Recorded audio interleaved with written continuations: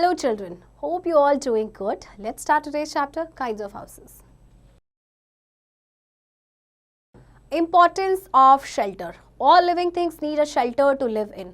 Animals live in different kinds of shelters like nests, trees, dens, etc. We human beings make our own houses to live in. देखिए हम सभी को एक shelter की ज़रूरत होती है रहने के लिए. इवन आपके जो एनिमल्स हैं उनको भी शेल्टर की ज़रूरत होती है. उनके शेल्टर्स होते हैं जैसे कि ट्रीज़ है हो गया या नेस्ट है, ये सभी. House. We live in our houses. Our house protects us from bad weather. It keeps us safe also. It has a roof, walls, doors and windows. The wall divides a house into many rooms or areas. Each room in the house has a special name. हम सभी घर में रहते हैं क्योंकि हमारा जो घर है हमें बैड वेदर से और बहुत सारी चीज़ों से हमें सेफ रखता है, हमें प्रोटेक्ट करता है. एक घर में बहुत सारे वॉल्स होती हैं, डोर्स होती हैं, रूफ भी होते हैं, विंडोज़ भी होती हैं. वॉल जो है हाउस को बहुत सारे रूम्स में, एरियाज में डिवाइड करता है. Do you know concrete is made of a mixture of cement, sand, stones and water. देखिए इन चारों ही चीज़ का जो मिक्सचर होता है उसे कहते हैं concrete. Types of houses. There are two types of houses depending on the materials that are used to build them. Kacha house and pakka house. Houses made of mud, straw, dry leaves, etc. are called kacha houses. Kacha houses are known as temporary houses and are made of mostly in villages. These houses are not very strong. अब आपके दो तरह के houses होते हैं, कच्चा and पक्का house. आपके जो कच्चा house होते हैं आपके टेम्पररी हाउस होते हैं एंड जनरली आपको ये विलेजेस में देखने को मिलते हैं और ये आपके स्ट्रॉन्ग भी नहीं होते हैं. Houses made of bricks, concrete, wood, steel, etc. are called pakka house. Pakka house are permanent houses and are made mostly in towns and cities. These houses are stronger than kacha houses. अब आपके जो पक्का houses हैं वो आपके किससे बने होते हैं? आपके bricks, concrete, wood and steel.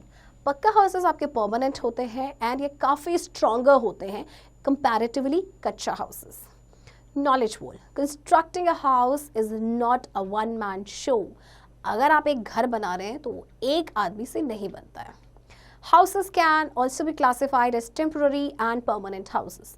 अब देखिए कच्चा हाउस एंड पक्का हाउस के अलावा हम हाउसेस को और भी ग्रुप्स में क्लासीफाई कर सकते हैं जो हैं आपके temporary and permanent. Temporary houses. Gopi is a laborer. He lives in a hut with his family members. It is made of mud and thatch. Sham belongs to the desert of Rajasthan. His grandparents are nomads and live in a tent. A tent is made of fabric like canvas or nylon. Rafiq lives in Kashmir in a houseboat. It is a beautiful house made on a large boat. It floats on water. गोपी आपका एक labourer है और वो हट में रहता है अपनी फैमिली मेंबर्स के साथ. शाम जो है वो राजस्थान के डेजर्ट में रहता है एंड उसके जो ग्रैंड पेरेंट्स हैं वो नोमैड्स हैं. नोमैड्स का मतलब होता है जो एक जगह से दूसरी जगह जाते हैं और ये टेंट में रहते हैं. टेंट आपका बना होता है, एक फैब्रिक होता है जिसे कहते हैं कैनवस या फिर नायलॉन से बना होता है. रफ़ीक आपका कश्मीर में रहता है और वह रहता है हाउस बोट में. ये बहुत ही ब्यूटीफुल हाउस होता है जो कि एक बड़ी सी बोट पे बना होता है और ये वाटर में फ्लोट करता है.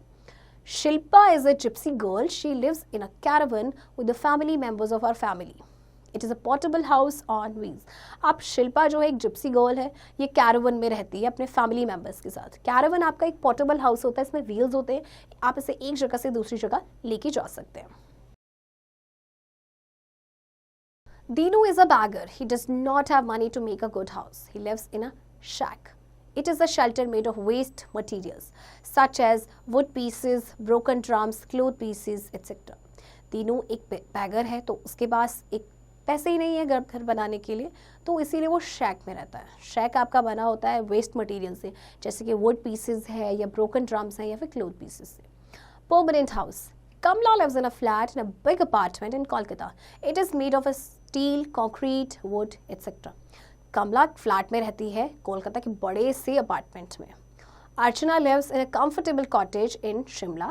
It has a sloping roof for the snow and rain to slide down. It is made of cement, stone and wood. अर्चना जो है कॉटेज में रहती है शिमला में. इसके स्लोपिंग रूफ्स हैं ताकि जो रेन है या स्नो है वो स्लाइड डाउन हो सके.